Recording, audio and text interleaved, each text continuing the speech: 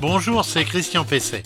Je vais vous parler aujourd'hui de pratiques frauduleuses en matière de rénovation énergétique. En effet, on ne cesse de vous inciter à la rénovation énergétique de votre logement ou de votre maison. En même temps, on vous parle tout le temps des risques d'arnaque qui existent, de pratiques, donc, je le disais, frauduleuses. Alors, ce sont des messages finalement assez contradictoires. Alors la répression des fraudes, vous savez, la DGCCRF et l'ANA, l'agence de l'habitat, eh bien, ont décidé de faire le point sur la question.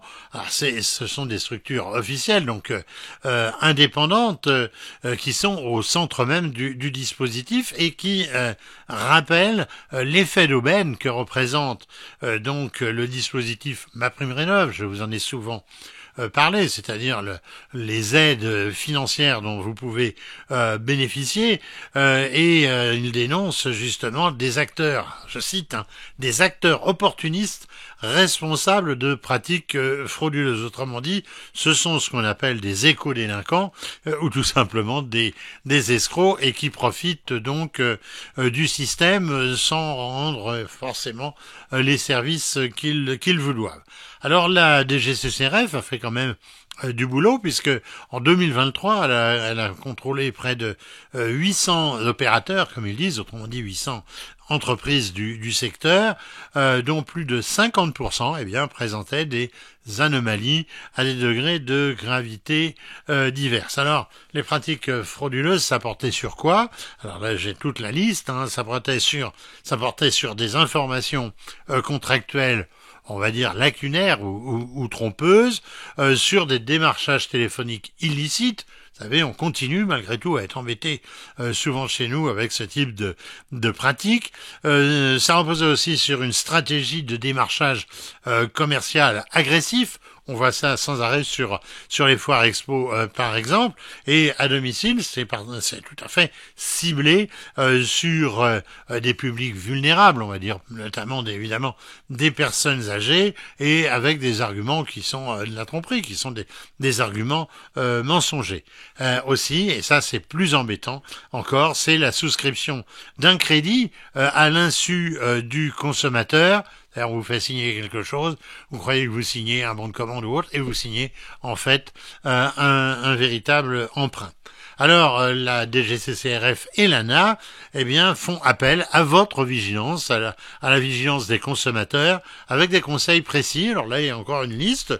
Je vais vous la donner. C'est d'abord, se renseigner exclusivement auprès d'un conseiller France Rénov'. Vous savez, c'est la structure francerénov.fr, c'est la structure vers laquelle vous devez aller pour vous renseigner. Évidemment, il faut le faire avant de lancer tous travaux ou de signer quoi que ce soit.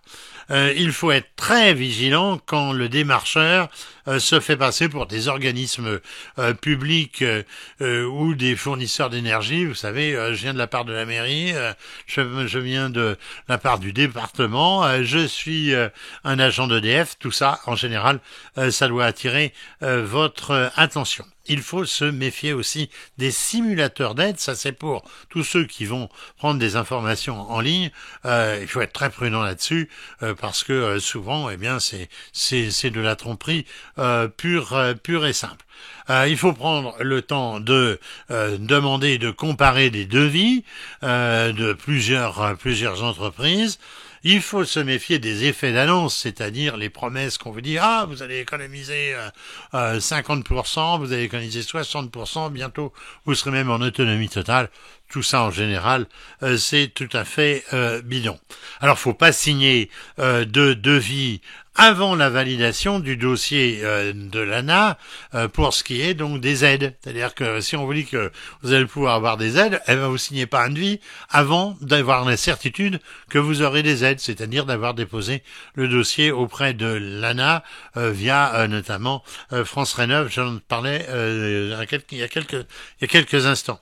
Et alors, une fois que vous avez fait les travaux, que les travaux sont lancés, eh bien, il faut faire attention de ne pas signer l'attestation de fin de travaux avant qu'il ne soit effectivement terminé, surtout si un crédit a été contracté. Alors pourquoi il faut pas signer cette attestation de fin de travaux si tout n'est pas fini? Parce que vous risquez de voir l'entreprise qui se taille purement et simplement, comme on dit, sans que les travaux soient terminés. Alors tout ça, eh bien si vous écoutez bien ce que je vous ai dit, eh bien tout ça, ça vous évitera de tomber dans le panneau des escrocs, les fameuses éco-délinquants.